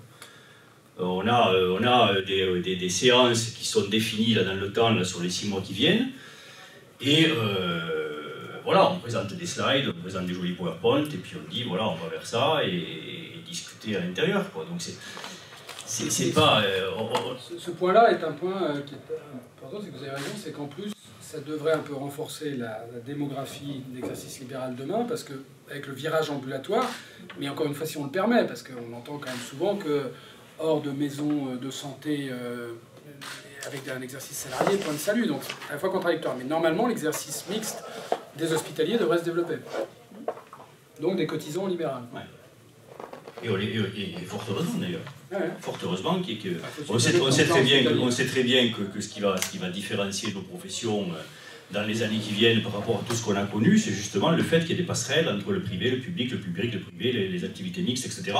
Et qu'il est probable qu'un médecin aura 5-6 activités différentes au cours de son professionnel, ce qui n'était pas du tout le cas auparavant, quoi. Donc il faut favoriser tout ça, et un système universel le favorise, c'est évident aussi, quoi. Pour autant, encore une fois, ce que l'on craint, c'est un petit peu cette imposition des choses, et on veut arriver à ce que la profession négocie véritablement. Et pour qu'elle négocie, il faut qu'elle comprenne. Donc c'est ce qu'on veut leur amener, on veut les rassembler, on veut leur montrer quels sont les dangers véritables de cette réforme en termes d'étatisation du système. On écrira à notre ministre pour lui dire quel est notre point de vue, et encore une fois lui dire que régime de base universel, oui, mais en gardant nos systèmes complémentaires pour que l'on garde une main sur le système. Et puis, il est probable que, c'est même certain, on va mettre en place un groupe de travail avec la CAMF, de façon à véritablement proposer un système alternatif. Et pas être juste spectateur d'un système. Sur les réserves, je partage tout à fait l'avis de Frédéric Bizard. Je pense que c'est ce qu'on met dans le panier, pour le coup, pour faire accepter un petit peu le système, mais qu'elles ne seront pas forcément mises en pot commun, et que d'un tour de magie, on ne fera pas passer une somme privée qui deviendrait tout d'un coup publique. Je crois que ça va être beaucoup plus... Vous n'avez pas déjà discuté avec la CAMF? Si. Et donc, est-ce qu'il y a des pistes? Est-ce qu'il y a des idées sur la table pour... Parce que, bon, les 3 passes, c'est quand même plié aujourd'hui. Donc, même si vous n'en voulez pas, je pense que ça va être difficile de revenir là-dessus. Donc, quelles sont les stratégies pour en tirer le meilleur parti possible? Je suis pas sûr pour que ce soit plié. Hein. À la multilatérale d'octobre, ça a été annoncé. Il dit peu de choses, mais dans le peu qu'il a dit les 3 passes. Oui. Il l'a écrit. Ouais, non, mais il l'a écrit, mais je ne pense pas que ce soit plié pour autant, personnellement. Il faut bien voir une chose, c'est qu'on est quand même à un tournant, quoi. Et on doit le relier avec tout ce qu'on vit aujourd'hui. On est devant une profession, un secteur sanitaire qui est extrêmement fragilisé aujourd'hui. Extrêmement fragilisé. Et qui est fort parce qu'il est fragile. Précisément. Parce qu'on n'a jamais eu autant besoin aujourd'hui de soignants, partout. Partout. Et le fait qu'on en ait besoin donne du crédit à leur voix. On ne peut pas faire sans eux, c'est pas possible. On pourra peut-être le faire dans 10 ans, dans 15 ans, quand le système sera stabilisé. Qu'est-ce que vous proposez alors? Vous proposez une dérogation au régime universel pour les médecins? Ben, on propose qu'on ait, comme il le dit, un régime universel jusqu'à un taux de 50 000, quoi, et au-dessus... Pour tout le monde, pas que... Oui, pour oui, pour tout le monde, bien sûr. Non, pour tout le monde. D'accord. Pour tout le monde. De façon à éviter, ce qu'il disait, c'est que les plus bas revenus soient lésés aussi, et qu'ils passent d'un taux de remplacement de 75% aux alentours de 60%, par exemple. Et qu'on retrouve aussi des classes moyennes qui se retrouvent lésées par un peu plus d'impôts, ce qui, entre parenthèses, va à l'encontre des promesses du gouvernement, puisqu'ils sont censés ne pas rajouter d'impôts. Et là, ce système-là imposera précisément de rajouter de l'impôt pour faire que ces classes économiques basses soient lésées. Classes économiques basses qu'on a tous dans nos cabinets et dont on connaît précisément les difficultés. Donc il n'est pas question qu'on laisse installer un système qui, demain, va créer un petit peu plus d'inégalités. Le système, la CAMF, il a montré encore une fois dans ses slides, il y a eu un temps où ça a été... en particulier l'ASV, extrêmement mal gérée et où la profession s'est rendue coupable de faire de la gestion à court terme, et on ne peut pas dire l'inverse. Il y a eu de très bonnes années parce que beaucoup se sont servis. Donc il faut repenser totalement le système. Il le disait aussi, on est devant un système qui date de 1948, on ne peut pas imaginer un seul instant qu'un système qui date de 1948 puisse être... identique dans son utilisation en 2020 ou fin 2019-2020. Donc il va falloir repenser tout ça. Mais repenser tout ça, si on veut avoir une médecine libérale forte, en tout cas une médecine libérale existante comme elle a existé auparavant, c'est-à-dire un système spécifique au système français, quoi, avec un système public fort et un système libéral fort, de façon à ce que le système avance sur ses deux jambes, il faut qu'on garde une certaine spécificité et une certaine indépendance à la profession, au moins dans la gestion de ses propres affaires, ou alors c'est que l'on pense que la profession n'est absolument pas capable de gérer ses propres actifs, quoi. Nous, on ne croit pas. On pense qu'il y a une chance à développer le secteur libéral et que pour développer ce secteur libéral, il faut qu'il soit fort. Pour qu'il soit fort, il faut qu'il ait confiance. Pour qu'il ait confiance, il faut qu'il soit capable de gérer ses propres affaires. On est devant une espèce de... Et ça pour tout, devant une espèce de paternalisme. Et on voit bien, de paternalisme d'État, et on voit bien quand même que ce qui fait peur dans cette réforme à l'État, c'est un petit peu le cliquet de protection qu'il a mis en place, puisqu'il le disait par rapport à la population générale, on est quand même dans une pyramide qui est totalement inversée, puisque le nombre d'actifs entre 55 ans et la retraite, en gros, dans la population générale est de 16 à 18%, et chez les médecins, il est de 55%. Or, qu'est-ce que dit l'État? Il nous dit, mais vous inquiétez pas, les gens qui sont à 5 ans de la retraite ne seront pas touchés par la réforme. C'est-à-dire que la grosse partie de la population médicale n'est pas touchée, dont les présidents de syndicats, qui sont tous 55... Donc quelque part on se protège, c'est un peu ce qu'on fait pour la certification. Pour la certification, vous l'avez remarqué, on dit ben, les jeunes qui s'installent, vous serez certifiés, les autres, ça sera sur la base du volontariat. Comme la majorité des gens installés, ils ne vont pas aller contre la certification, mais je veux dire, quoi. Donc c'est pareil, quelque part on se protège par rapport à un système dont on sait qu'il est, si la profession commence à s'y intéresser, risque de provoquer quand même un certain nombre de remue-ménage. Ce que ne veut pas le gouvernement là-dessus. Donc on se protège un peu. Ben, nous, on va essayer de leur ouvrir les yeux pour leur dire attention. Alors après, c'est un choix de société. On peut très bien s'imaginer qu'effectivement, on fait quelque chose avec 3 plafonds en LCQ, plus de régime complémentaire, une étatisation ni plus ni moins du système, l'État a la main dessus. Voilà. Mais pour la partie médicale, on essaye de voir qu'est-ce que cela peut amener que l'État ait la main sur le système de retraite des médecins. Moi, je suis pas là ni pour taper sur l'État ni rien, mais c'est un point de vue. Mais sur le système sanitaire, on ne peut pas dire que quand l'État gère, ça soit bien mieux que quand le privé gère. Moi, je vois des hôpitaux qui ont 30% de postes vacants pour les PH. Je ne pense pas que ce soit le signe d'une bonne gestion. Et ça fait des années et des années et des années que ça dure. Donc, est-ce que vous allez vous rapprocher du coup de d'autres professions libérales? Oui. Parce que nous, on fait l'effort, ce que vous dites, les avocats ou d'autres professions ont les mêmes... D'une part, se rapprocher des autres professions soignante, Ouais. mais également sans doute sortir effectivement de ce cercle soignant pour aller voir aussi d'autres professions libérales et discuter avec eux et mettre en place un projet commun alternatif. Je veux dire, ce gouvernement, on l'a discuté avant Vous avez le temps là, de commencer une discussion, c'est pas... Si on s'en donne les moyens, on aura le temps. Ouais. Et c'est le boulot de l'UNAPL. Qu'est-ce qu'ils font là? Enfin, donc ils sont consultés, ils ont une concertation, tout ça, mais... On les entend pas, hein. Pas beaucoup. Ouais. Je sais pas. Alors, il y a un changement Ce que de je sais, président, c'est que là où tout est à revoir, mais c'est un petit peu ce qui fait notre différence, si vous voulez. Ce qui est quand même frappant dans cette histoire, c'est que si on repart sur la fameuse concertation, qui devrait être négociation, mais qui est concertation, on sait que les caisses ont été écartées, qui ont un niveau d'expertise qui est quand même globalement supérieur aux présidents de syndicats ou aux spécialistes des syndicats, qui, tous spécialistes qui sont, ont moins de niveau d'expertise que les caisses. On les a écartés.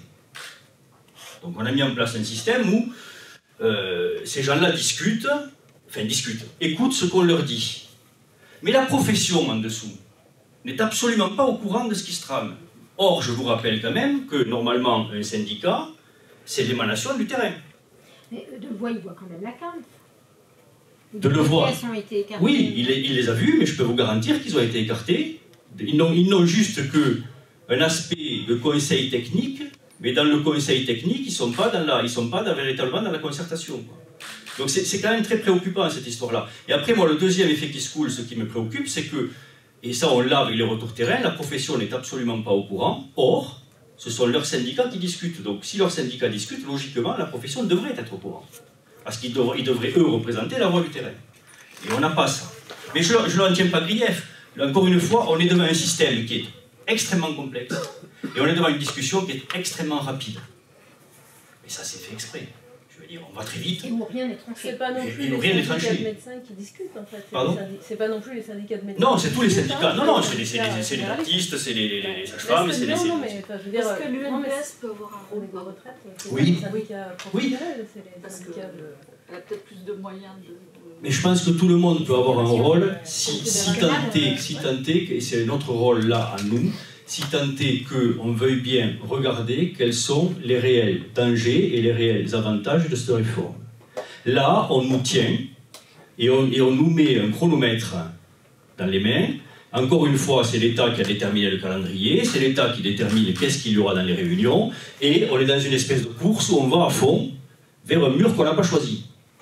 Donc, la moindre des choses, c'est que on se donne le temps, sur une réforme aussi importante que celle-là, qu'on se donne le temps de discuter. Et j'en reviens, l'histoire des réserves, elle est pathognomonique, parce qu'il a raison quand il dit qu'il ne pense pas que c'est juste un argument de discussion.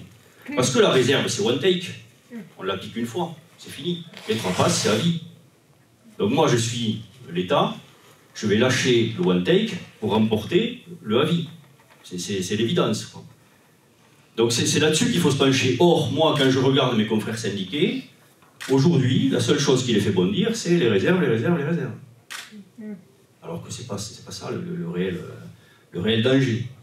On doit regarder toujours qu'est-ce qui fait nos spécificités, qu'est-ce qui fait qu'on doit aménager ce système-là, parce qu'on n'est pas globalement comme les autres, et en plus, en n'étant pas globalement comme les autres, il se trouve que précisément à cet instant du système sanitaire français, on est fragilisé comme jamais on l'a été. Donc on ne doit pas prendre le risque de fragiliser un peu plus ces professions, parce que là, c'est la nation qui va payer ça.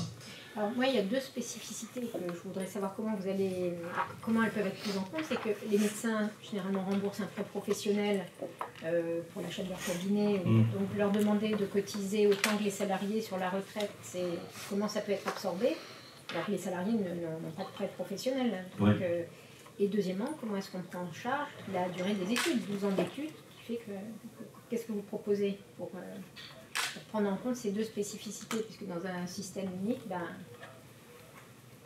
ça sera extrêmement difficile dans un système unique, c'est évident, quoi. Donc, qu'est-ce qu'on propose, encore une fois, de rediscuter tout et de repartir, afin d'arriver à imposer le fait de garder nos régimes complémentaires, quoi. Mais sinon, je ne vois pas du tout, effectivement, comment on s'en sortira. Je sais pas. Ce que je sais, c'est que les solutions ne peuvent venir d'une part, bon, il en a donné quelques-unes, mais les solutions ne peuvent venir que d'un travail commun. C'est pour ça qu'on appelle les soignants et les libéraux à se rassembler de façon à vraiment étudier cette réforme et à proposer des solutions alternatives. Vous avez fait des contacts déjà avec les dentistes, les pharmaciens, Quelques-uns, tout ça? oui. Et alors, où est-ce que ça répond? Ben, j'ai eu la FSDL qui est tout à fait d'accord pour discuter. Je suis en contact avec Convergence Infirmière aussi, et puis on va lancer les choses, quoi. Mais ça va avancer très vite, je pense. Parce que la loi, elle est toujours prévue pour la fin de l'année. Hein. Oui, je sais bien. Je sais bien. En dehors de ces deux syndicats... Mais on sent bien aussi que l'État est extrêmement vigilant et n'a pas envie que les choses bougent beaucoup sur ce sujet. Si on explique bien à tout le monde ce qui se passe, y compris d'ailleurs aux bas revenus, ça risque de faire mal aussi. Donc, ils n'ont pas envie de ça. Donc peut-être qu'on peut ouvrir des négociations aussi en montrant une certaine pugnacité sur la capacité à discuter. Et les autres syndicats? Ben, vous avez vu que la FMF a publié. Alors ce qui est certain, c'est que la toute première réunion qui a eu lieu, l'histoire des 3 passes avait été plus ou moins acceptée. Et puis entre-temps est sorti l'article dans votre journal de Frédéric. Et ça a pas mal changé les choses. Vous avez eu un communiqué de presse qui est sorti de la Fédération des médecins de France la semaine dernière, qui va tout à fait dans le même sens que nous. D'accord, mais vous n'avez pas discuté en fait avec les autres? Non, ça va débuter maintenant. Ça va débuter maintenant. D'accord. Non, nous, notre idée, si vous voulez, c'est de porter cette chose-là et de la mettre au devant de la scène en s'appuyant sur un rapport qui est un rapport sérieux et qui met en avant à la fois les avantages et les inconvénients du système. On ne veut pas d'une espèce de théâtre de concertation qui n'est pas une négociation, qui est juste une concertation, voire même juste des explications, quoi. On n'est pas là pour aller juste regarder les PowerPoint. La question que je me pose, c'est est-ce que vous avez des contacts, vous, dans votre région ou d'autres membres de l'UFML, avec le mouvement des Gilets jaunes? Non. Pas du tout. À une époque, ça fait 3 mois maintenant que ça dure. Au tout début, le premier mois, on a discuté avec quelques personnes, et puis quand on a vu comment les choses se sont tournées, vous connaissez notre aversion pour les extrêmes, quand on a vu qu'il y avait une certaine mise de partis extrémistes sur ces choses-là, on a coupé tous les maigres ponts qu'on avait commencé à établir. J'aurais voulu revenir un peu sur le point des Jacques qui est vice-présidente de l'UFML. Je suis psychiatre, donc je vais peut-être apporter un peu un autre point de vue, relier ça aussi un peu à la politique générale de santé actuelle, celle qu'on subit depuis pas mal d'années. Sur la question des retraités actifs, que Frédéric a très bien présenté comme étant une bonne solution. J'ai l'impression que pour les 5-10 années à venir, ce serait peut-être une espèce de base pour faire que le système tienne en attendant que peut-être le plan Macron arrive. Cependant, je voudrais quand même signaler qu'il y a plus de 53% des médecins libéraux actuellement, ou des médecins généraux, qui sont en burn-out, en grande difficulté dans leur exercice quotidien, et que les remontées quand même du terrain que j'ai, c'est que beaucoup renonceraient à ce statut parce que tout simplement ils ont l'impression qu'ils vont y laisser leur peau, et que je vois beaucoup de confrères et de consoeurs qui n'ont pas la possibilité physique ni psychique de tenir le coup après 62, 63, 64 ans, parce que l'exercice est devenu trop pénible, à la fois physiquement et psychiquement aussi, dans les conditions en plus actuelles d'honoraires qui sont imposés à la profession. Bon, je ne vous rappellerai pas les 25 € la consultation brute, etc., etc.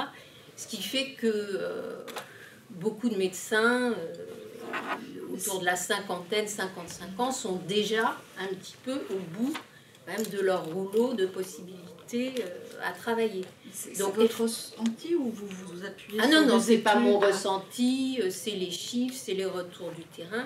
Non, Les c'est les chiffres de souffrance et vous avez travail, des chiffres de de souffrance et travail, de conseil de l'ordre qui alerte. 53%. C'est une profession en grande... Ah, C'est énorme, oui. c'est énorme. Quant aux jeunes, plus les lois sur la santé sortent, plus ils freinent à l'installation. On arrive même à voir parmi les jeunes c'est 35 ans hein, en médecine, des projets d'expatriation. Donc je ne suis pas très optimiste par rapport à ce point-là. Et beaucoup aussi qui s'orientent vers le salariat et plus du tout le libéral. Donc j'ai un peu peur qu'on arrive assez vite à un point de rupture sur des facteurs humains comme ça. Tout ça est quand même dans un contexte général qu'on subit tous, voilà. Et en particulier en médecine libérale, et même à l'hôpital.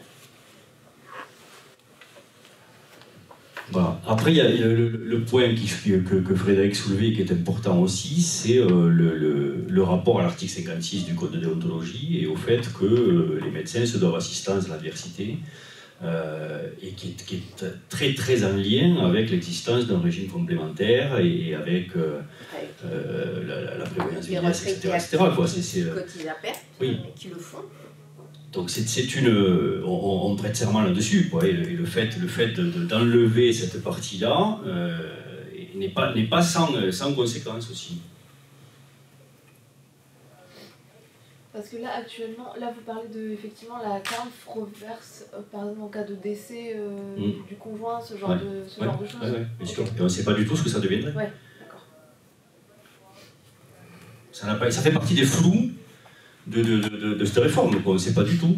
On ne sait pas ce que ça devient. La SV, on ne sait pas ce que ça devient. Les réserves, on ne sait pas ce que ça devient. On est dans une espèce de flou. Alors que, comme disait Martine Aubry, quand c'est flou, c'est qu'il y a un loup, c'est vrai. Mais là, ce sont des choses qui sont quand même, qui sont pas dénuées de conséquences, quoi. C'est important dans l'architecture même de nos professions. Actuellement, ce dont elle parlait là, c'est une sorte de reversion au conjoint survivant, mais qui est le fait de quoi? De l'ASV ou de... J'ai pas compris de qui. C'est un camp, hein, Fred? Quoi? La partie, la prévoyance, tout ce qui est les reversions ouais, et tout ce qui est en cas de décès, etc. C'est la camp qui gère ça, c'est pas l'ASV, c'est la camp. Les IJ aussi? Non. Non, prévoyance handicap, prévoyance vieillesse, tout ça, c'est la camp. Enfin, ils ont une prévoyance. Ils ont une prévoyance, les IJ, au-delà de 90 jours. Au-delà de la Et après, la partie ASV aussi, c'est quand même pas l'anomalie du truc, parce que ce qui a créé la convention, et c'est pour ça que c'est arrivé, c'était en 70, tu disais, et que ça a été extrêmement, entre guillemets, juteux à une époque, ce qui a fait développer le secteur 1, c'était précisément la création de l'ASV, avec le deal qui était d'accepter des tarifs qui étaient des tarifs modérés contre une participation de l'assurance maladie au paiement des cotisations sociales, quoi. Alors ça a été très important à une époque, et puis ça a diminué comme un pot de chagrin, et aujourd'hui c'est 5 400 ou 5 900 € par an. Donc ça. Et sinon, l'Optam, la nouvelle option, là, ça donne quoi en matière de prise en charge des cotisations vieillesse? Je crois que c'est un peu mieux que le secteur 1. Enfin, un peu non. Que le secteur 2. Oui, c'est ça, c'est entre les deux en fait. C'est ça, c'est à cheval entre la partie secteur 1 et la partie secteur 2, quoi. Et ça se développe, l'Optam? Alors là, il faudrait demander aux gens qui ont pu l'en signer, mais j'ai pas l'impression, moi, il y a eu, non, mais il faut pas nier le fait qu'il y a eu plus d'Optam signés que de CAS, ça c'est certain. Maintenant, est-ce que cela continue à se développer? J'ai pas les derniers chiffres, mais j'ai pas la sensation qu'il y ait un vrai amour de la profession vis-à-vis de ce contrat-là, quoi. C'est de se dire que finalement, est-ce que c'est planté ou pas? Ce qu'il faut voir, c'est par rapport à la complexité du système, il faut déjà comprendre ce système. Et quand on voit comment sont organisées aujourd'hui les négociations, je pense que sous réserve qu'il y ait une union suffisante dans une contestation constructive qui explique que c'est dans l'intérêt général et qu'en effet, sous réserve que l'on repense aussi ce système complémentaire souhaitable, c'est l'intérêt de tous de le faire. Et dernier point, je pense que si l'UFML fait cette conférence aujourd'hui, c'est qu'il a bien conscience qu'il y a des élections dans 3 mois et que c'est toujours la pression marche toujours mieux avant des élections qu'après. Donc voilà, sous réserve d'une mobilisation forte, parce que le mot d'ordre du gouvernement, c'est quand même de communiquer le moins possible sur cette réforme-là avant les européennes.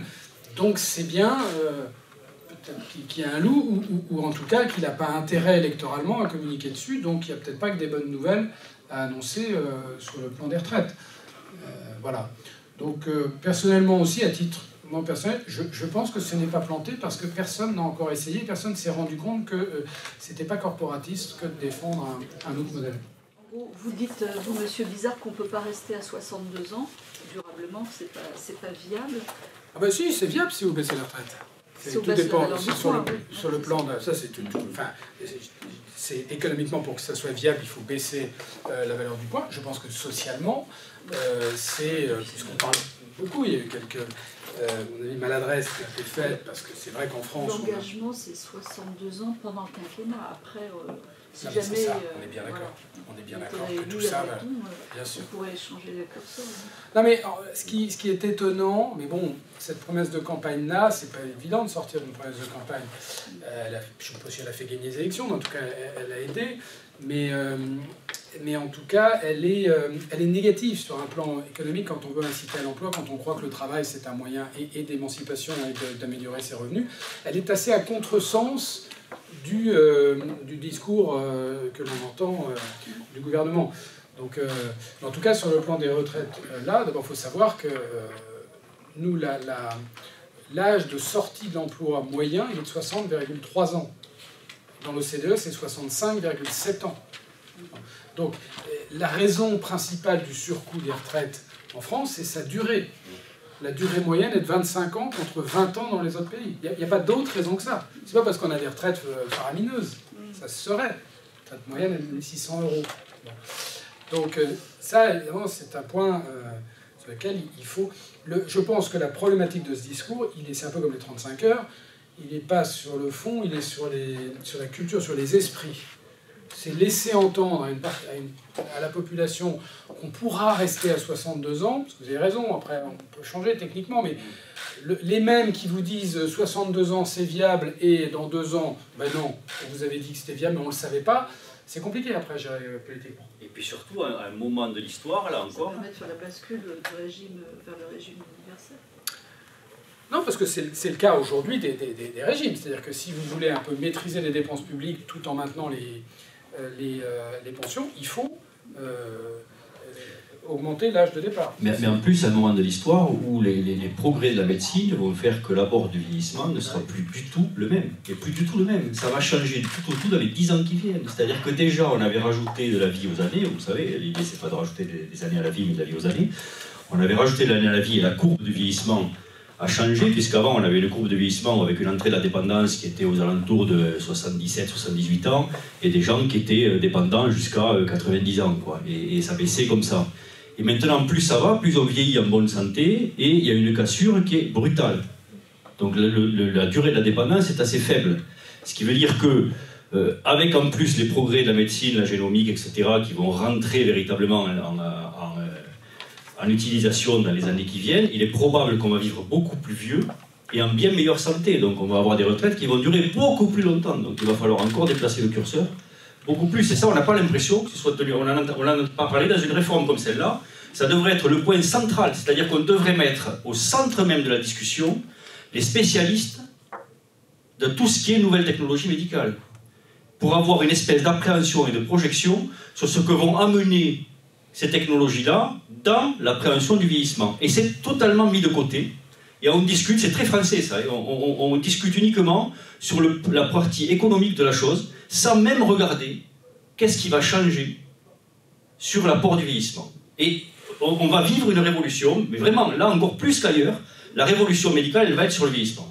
C'est ça. Non mais ça, c'est vrai que c'est capital ce qui est dit là, parce qu'on est probablement le seul pays en Europe qui part d'une hypothèse centrale qui est un vieillissement en mauvaise santé. Tous les autres pays de l'Europe, européenne, c'est bien pour ça que tous les autres pays sont à 65 ans ou au-delà. Et c'est comme pour notre système de santé, où on part toujours de la même hypothèse qu'il faut s'occuper des gens une fois qu'ils sont malades, pas s'occuper de l'investissement en capital santé.